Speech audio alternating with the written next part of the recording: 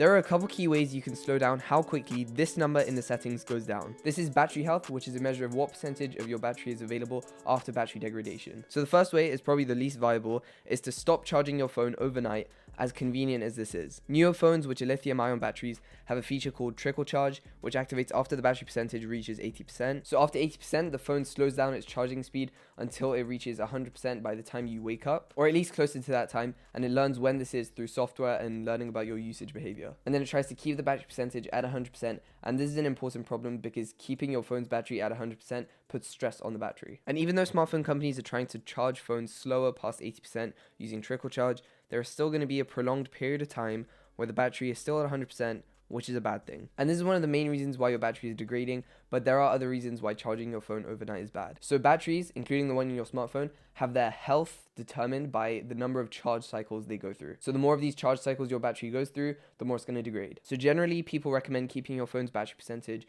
between around 20 to 80% to reduce the number of charge cycles it goes through. So the issue with charging overnight isn't just that you're keeping it charged past the time it hits 100%.